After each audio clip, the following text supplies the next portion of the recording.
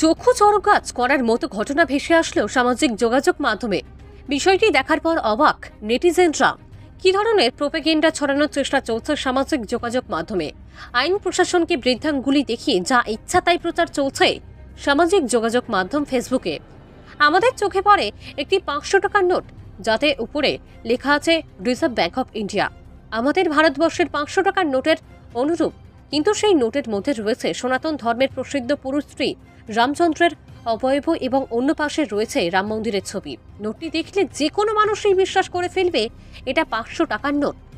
আরবিআইয়ের guideline ছাড়া, সরকারের অনুমোদন ছাড়া কিভাবে এই ধরনের প্রচার কেউ চালাতে পারে? এই প্রচারণার মাধ্যমে কি বার্তা সামাজিক মাধ্যমে দেওয়ার চেষ্টা চলছে? প্রশাসন কেন এই ব্যাপারে নীরব? যারা ভারতবর্ষের সার্বভৌমত্বকে নিয়ে ছিনিমিনি খেলতে চায় তাদেরকে আইনের আওতায় এনে কেন কঠিন শাস্তির ব্যবস্থা করা হচ্ছে না? কে এই অধিকার দিল তাদের? শীঘ্রই এই ধরনের নোট বাজারে আসবে বলে তারা প্রচার করছে। রিজার্ভ ব্যাংক কি এই সমস্ত মাথামোটাদের এই দায়িত্ব দিয়েছে? এর মাধ্যমে কি এরা ভারতের গণতান্ত্রিক কাঠামোতে আঘাত করতে চায়? এর মাধ্যমে কি তারা ভারতের ধর্মনিরপেক্ষতার নীতিকে চ্যালেঞ্জ জানাতে চায়? ভারতবর্ষের সাধারণ জনতা কি এটা স্বাভাবিকভাবে মেনে নেবে? প্রশাসনের ঘুম কখন ভাঙবে? এই ধরনের দুষ্কৃতীদের অবিলম্বে আইনের আওতায় এনে কঠিন শাস্তির ব্যবস্থা করা হোক।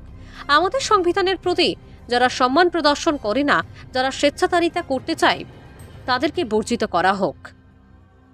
কৈলাসহর থেকে মোজাক্কির আহমেদের রিপোর্ট, RTV ত্রিপুরা।